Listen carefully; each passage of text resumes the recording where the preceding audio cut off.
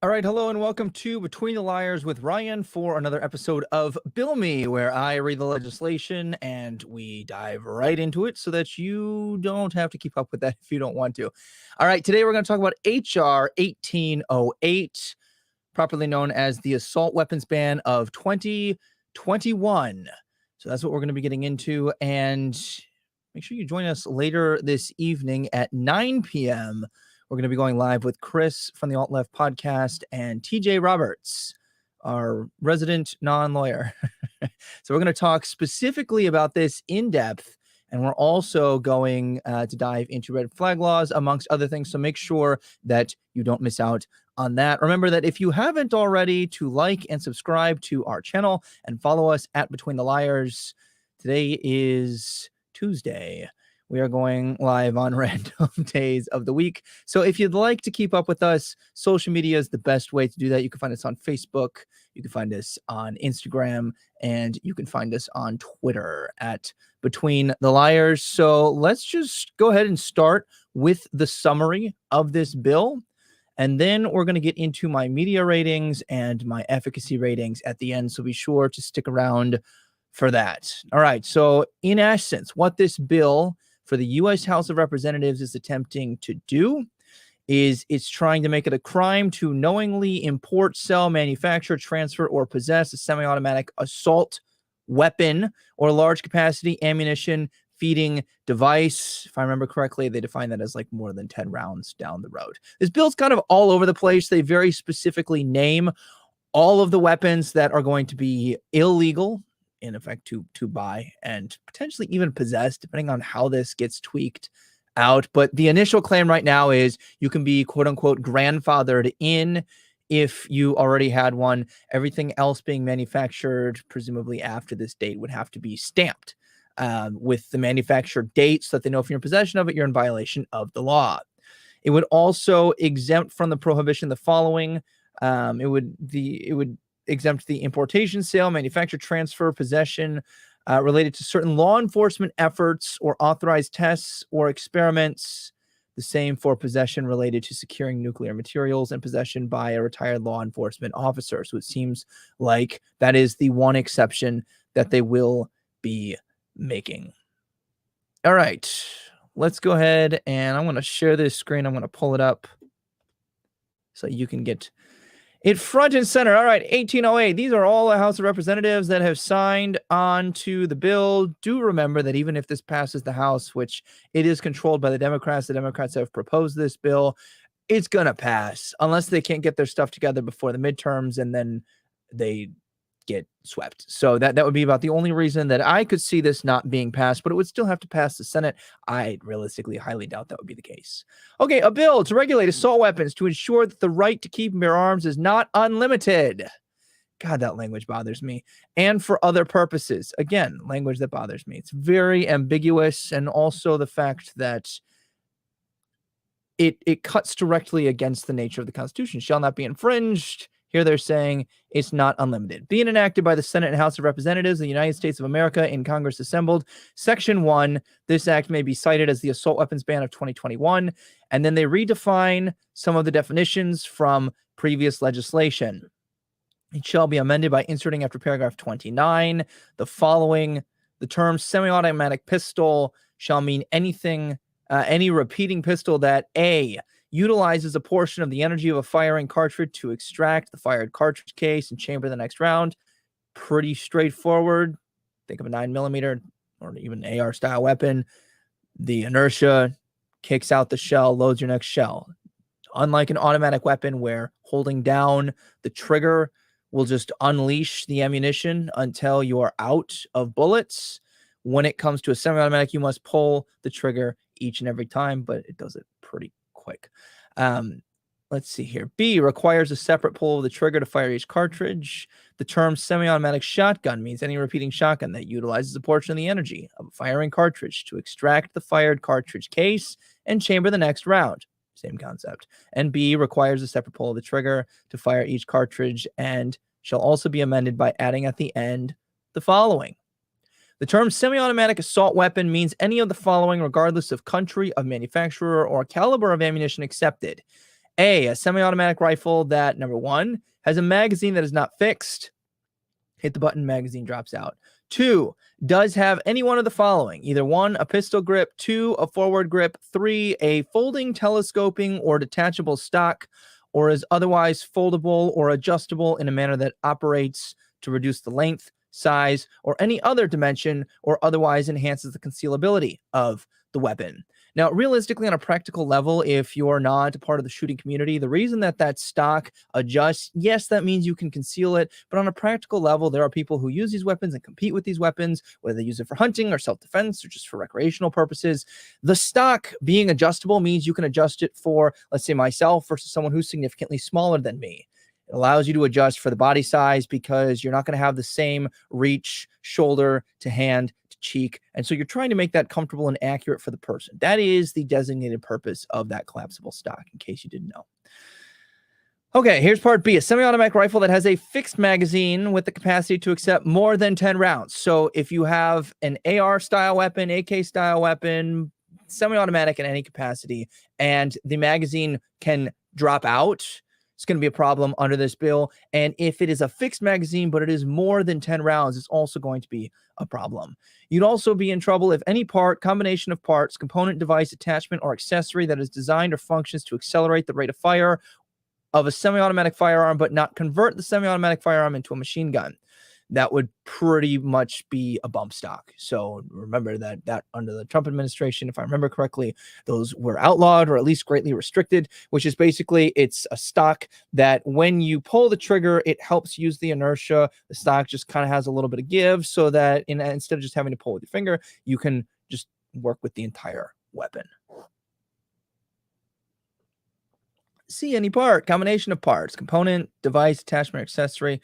Okay, wait, sorry, we already read that. D, a semi-automatic pistol that has a magazine that is not a fixed magazine and does have any one of the following: a threaded barrel, a second pistol grip, a barrel shroud, the capacity to accept a detachable magazine at some location outside of the pistol grip, a semi-automatic version of an automatic firearm, a manufactured weight of 50 ounces or more when unloaded, and a stabilizing brace or similar component. E, a semi-automatic pistol with a fixed magazine that has the capacity to accept more than 10 rounds. F, a semi-automatic shotgun that has the capacity to utilize a magazine that is not a fixed magazine and does have any one of the following components. Number 1, a folding, telescoping, or detachable stock. Number 2, a pistol grip or bird's head grip. Number 3, a fixed magazine with the capacity to accept more than 5 rounds. And number 4, the ability to accept a detachable magazine. Number 5, a forward grip. Number 6, a grenade launcher. G, any shotgun with a revolving cylinder. H, all of the following rifles, copies, duplicates, variants, or altered facsimiles with the capacity of any such weapons thereof. And then what they do is they go on to list, and I'm not going to read all of these. It's basically all encompassing. What they have here is basically every type of AR style, AK style, semi-automatic rifle. And then if we continue to scroll down, what you'll see is I keep going through, and I will link this below, so feel free to check this out later if you're interested. But they basically do this for the pistols, they do this for the rifles, and they do this for the shotguns. And they say that all of these are going to be outlawed. And then what they do is they flip the script and they say these are the ones that are not going to be affected. And then they list them again. So this is a pretty straightforward forward bill as far as what they're trying to do. I think a lot of the question is going to be what people's thoughts are on this, not so much what will this bill do. They're actually very clear. You know that when I go over this legislation, I have a huge gripe first and foremost when it tends to be vague. This is the opposite of vague. It's 126 pages outlining and specifying which weapons will be allowed and which will not. All right, let's check out this section here. Section 3, restrictions on assault weapons and large capacity ammunition feeding devices. Section 922 of Title 18 of the United States Code is going to be amended to say it shall be unlawful for a person to import, sell, manufacture, transfer, or possess in or affecting interstate or foreign commerce a semi-automatic assault weapon. And they basically use that language multiple times over. They use it for pistols, they use it for rifles, and they use it for shotguns.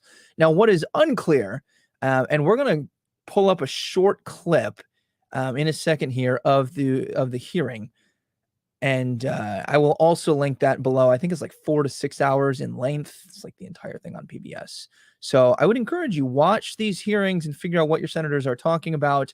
I think that their discussion leads me to question whether or not people will truly be grandfathered in the case of grandfathering in, because grandfathering in would usually mean you can keep and you can use your weapons. But one of the senators, and I will play the clip here in just a moment, he says that the purpose of this bill is to basically outlaw guns that are in common use. He doesn't want them to be able to use these weapons. So in its current form of the bill, it seems that the letter of the law will state that you can own and probably use. What I know you can't do is you cannot sell them to someone else, and you certainly cannot purchase them. You can't purchase them from your buddy, which also, if you remember the last legislation that was passed, the bipartisan gun control bill that was signed by President Biden like a month and a half ago, that you can't do straw purchases. So I couldn't purchase something for my child or for my wife. Like, it's pretty much, if you're going to own the gun, you have to have purchased the gun. And they're not going to allow that transfer to take place. And if it is going to take place, cannot take place without the government entity being involved. So if Frank wants to let Joe buy his weapon, you got to do it through a licensed manufacturer. It's not that no one can purchase his weapon, but you can't do the direct sale. All right, we're going to skip on down. I think I've pretty much covered all of this. A lot of it is redundant. It's very much just very clearly outlining the weapons that they don't want. These are the firearms, again, down on page 26, that are exempted. And they talk about a lot of, I shot competitively with trap. We use a lot of Browning. We use a lot of Benelli. We use a lot of Beretta weapons. And a lot of those are going to be semi-automatic. And they're basically outlining here that those will still be allowed. In part, that's because they don't have a detachable magazine. It's just you feed them straight into the chamber. They usually hold 5 to 6 max. Some of the Benellis will hold up to 10, though. So it really just depends. You see a very long list of weapons that will still be allowed. Any of like the Scorpion style, like, and think of anything that's like Call of Duty style, they will not allow those to be used. Now, if you have a semi-automatic shotgun, like a more tactical style shotgun, presumably those will still be allowed because it only has a semi-automatic portion. It doesn't have the detachable magazine. And like, as long as your stock doesn't collapse and it doesn't fold, etc., then it would still be legal. But if you had an AR style stock on it where it does collapse or fold back, like on the AK style, you're not going to be allowed to purchase those anymore. Again, it is up in the air whether or not they will actually be allowed to use their weapons. It'll be very interesting to see how this plays out. But that is the extent of this bill. I'm not reading 126 pages. If you're interested, please, I encourage you go look at it. What I am going to show you in just a second here is we're going to take a look at the congressional hearing, because I think as I get into my ratings and the questions that I think we should be asking ourselves about this legislation, and then the watch list that we're placing the government on, then I think that this is going to be very, very important for us to have as actual videoed evidence that this would be a statement that was made by a sitting member of Congress who has sworn to uphold the Constitution.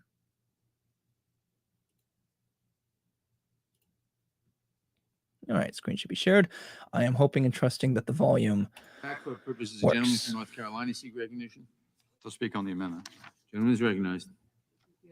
I would like to yield to anyone on the other side who would dispute that this bill bans weapons that are in common use in the United States today? Would anyone on the other side dispute that this bill would ban weapons that are in common use in the United States today? Would the gentleman yield? I would, for an answer to that question. Yeah, that's the point of the bill. So you mean so to clarify, Mr. Chairman, you're saying it is the point of the bill to ban weapons that are in common use in the United States today? Yes, the problem is If they're the in common gentleman will use. yield, particularly dangerous weapons that are responsible for mass shootings. I and the didn't yield loss to you, of- Mr. Cicilline, yet. Oh, I'm sorry, I thought you did. Yeah, no, I wanted to clarify the point because actually, Mr. Cicilline, I think you're a very good lawyer. And to the extent you have. No, I don't think spoken- that was a compliment. You are, no, well, it is a compliment, although. Okay, so you get the point. I'm going to paste this, link it below. If you're listening to the audio only version of this episode, then you'll also be able to see those linked in the description. But here's what I want to get at as we're about to talk about some of the questions that we should be asking ourselves. He mentioned weapons that are used the most in school shootings, in mass shootings, etc. And I'm also going to link a peer-reviewed paper that I found that talks about the fact that basically on a 2-to-1, so like the overwhelming majority of mass shootings that take place with handguns. If we actually look at all of the data and not the ones that just happen to make the news. Most recently, the ones that have made the news have been AR-style weapons, but most of the shootings and most of the deaths come at the hands of handguns. So what they're stating here and what they're trying to claim as their causal reasoning for this legislation is that they want to try to stop mass shootings, but they're not actually banning the weapons that are most directly linked to that. And that's going to be a discussion that we have later tonight, 9 p.m. Central, with Chris from the Alt Left podcast and also TJ Roberts. Be sure to tune into that. And I'm also going to link that. I think it's this side. Right above me here later. So if you're watching this not live, then these 2 episodes will be interlinked so that you have all of the resources at your disposals. So just think about that. If they're going to claim a societal good, any legislation, especially on the speech and debate circuit, like college students, when they propose a change in a debate round, they need to make a direct connection. We think this is a harm or a problem in the status quo, and we want to do this, and we will see presumably this good take place. But there's a massive disconnect if this is the legislation they're proposing, and that's the actual data of the claim. So let's talk about my ratings here. Legislation efficacy, I'm going to do like a 2 out of 5. I give it a 2 because I would say that if they're trying to just ban these weapons, it could be pretty effective in doing so.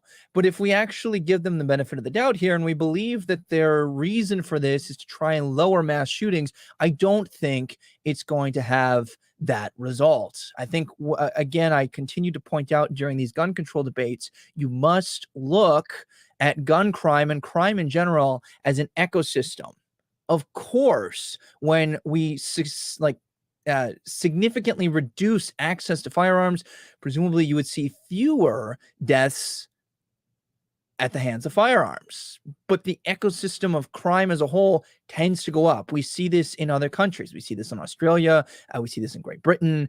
Any country that has either severely restricted or completely outlawed firearms still sees an increase in crimes. You see an increase in muggings. You see an increase in stabbings. You see an increase in assaults.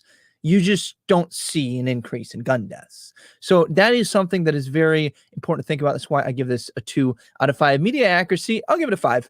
I haven't seen anything to believe that they're being deliberately disingenuous. I think that, as always, media has their bias on all levels and both ways. And I also think that they've just kind of talked about this as is.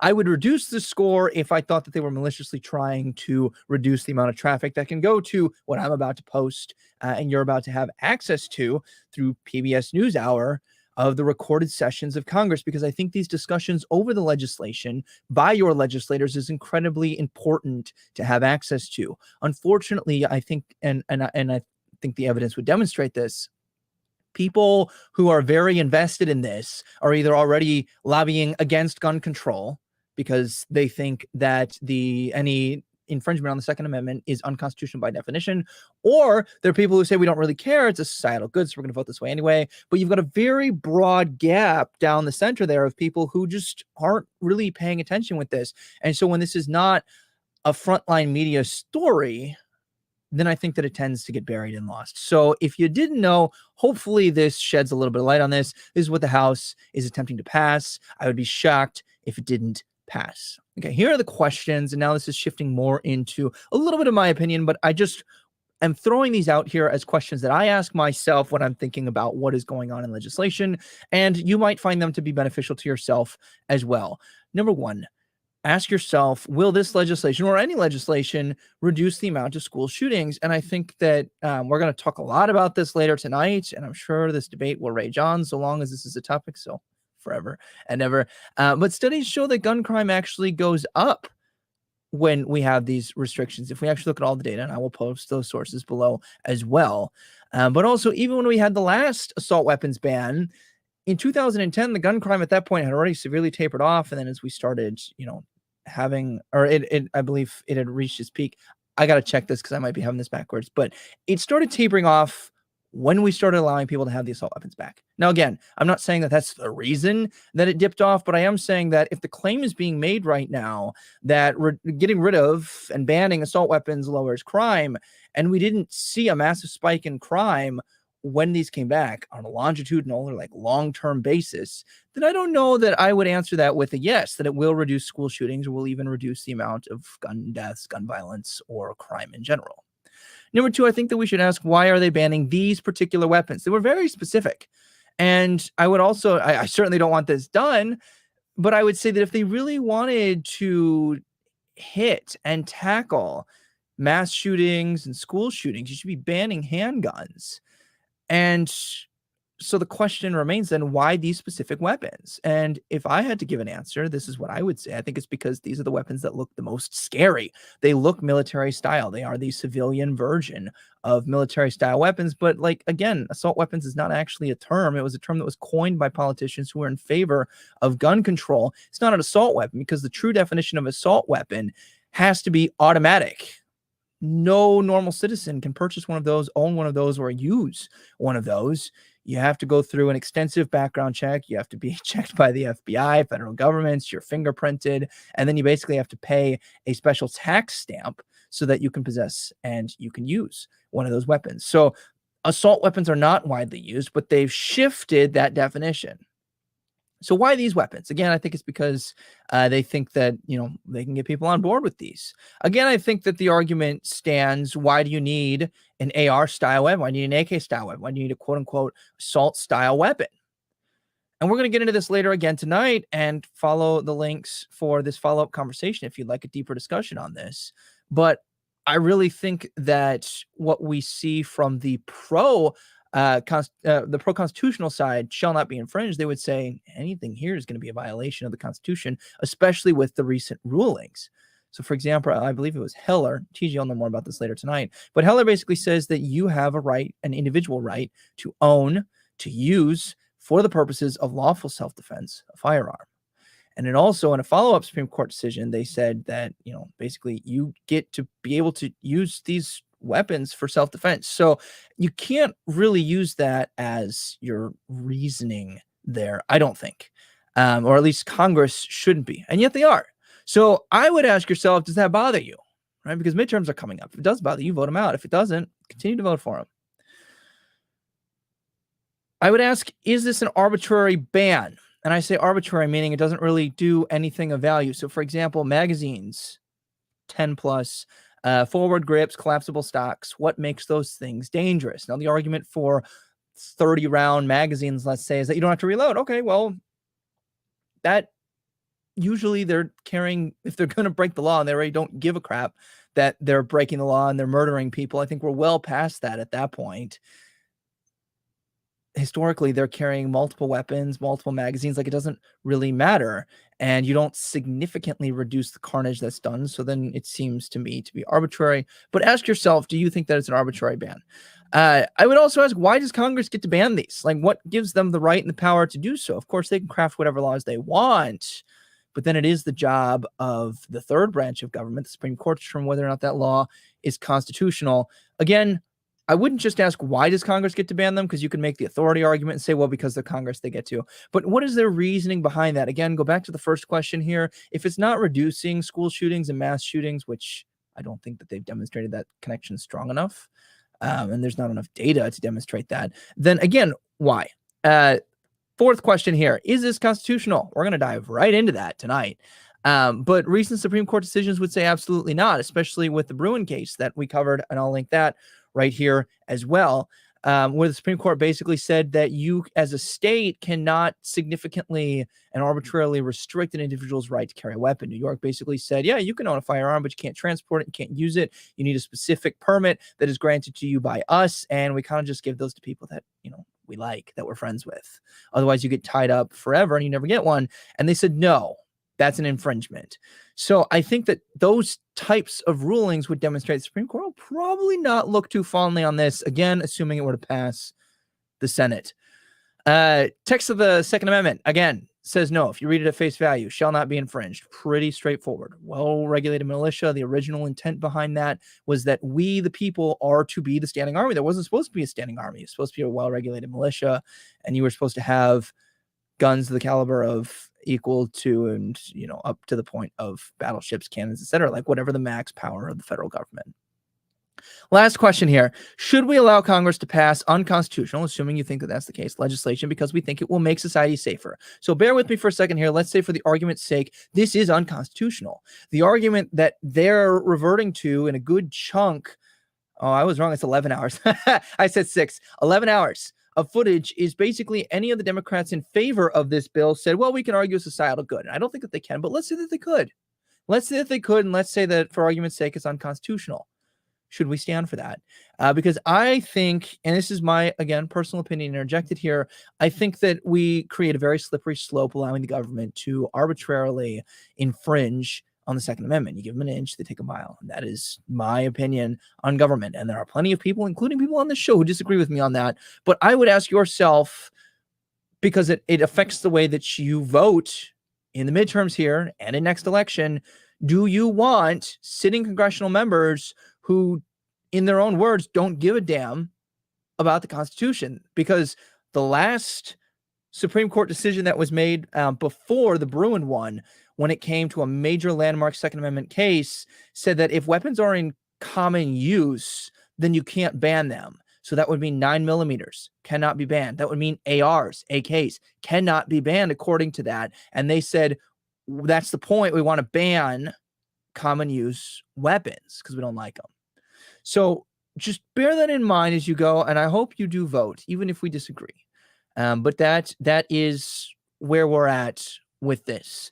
Here's what I'm putting on the government watch list. You remember this is the last part of our segments now that I've added, which is basically saying what should we watch for going forward when it comes to the government. I would say we should be watching for government overreach. What is the bright line? If you're not familiar with that in debate terms, the bright line is a clear standard or law. Clear standard that says this is it, this is not. So what is the bright line or clear definition that Congress is using to say we're going to ban these weapons but not these? Now, obviously they outline those, but what's the precedent they've set? Effectively, every member of Congress here who's voting for this along party lines, so the Democrats, they've said we want these banned. They've also, when they've been interviewed, said this is a great first step, but this is like step 1 of 500. We need to keep pushing. If you allow them, even if you think this is reasonable gun control, or you thought the last one was reasonable gun control, where does it end? If there's not a bright line, I would argue, if we don't have a clear standard outside of, they're like, all right, we're picking and choosing here, here, here, and here, I don't think that they've set a standard. So I would pose to you this argument. They're not going to stop until it's all confiscated. And that will very well get me labeled as alarmist. But I don't think that it's a far reach to say that this is a slippery slope when they don't have a bright line. The last time I did an episode on gun control, I gave it I think it was a 4.5 out of 5. Because I said that I think that the bipartisan legislation that was proposed was setting restrictions on things on obtaining a firearm. It wasn't on what firearms could be owned. So again, don't think that I'm being kind of flip-floppy here. I was saying that I thought that that would be more likely to hit the mark that they're striving for, because they were trying to filter out people who would be mentally unfit or societally not a great idea for them to be possessing firearms because they're a danger to themselves or to society. Versus now the government is saying you can own these, you can't own these, and we have a strict list. Pick from here, not from here. And I think we're in a very different situation when it comes to that here. So that is why I say put your government on the watch list for government overreach. Again, I'll end with this. Remember that our government is of the people, for the people, and by the people. They are not above us. People who are guarding them are going to be able to have whatever weapons they want. People guarding the Capitol, protecting them from people who would protest or do them harm, as they should be. I think that they should be protected from people who do them harm, but they're using AR-style weapons. What separates the people who are guarding our politicians from us? Why should you not be able to possess any firearm? Why does it need to be restricted? Those are the questions that I would leave you with. And I would say expect service, demand transparency from your government. Go watch that. You might not have 11 hours, and I completely understand that. I'm not going to go watch all of it. Maybe put it on the background. Maybe like keep up with that, because this is what they're passing. And if you missed it, Biden just sold another 10 million barrels of our reserve oil to foreign countries, including China. So yeah, just make sure you're holding our government to account. All right. Remember, you can find us on Spotify, Apple, YouTube, Twitch, and Google Podcasts.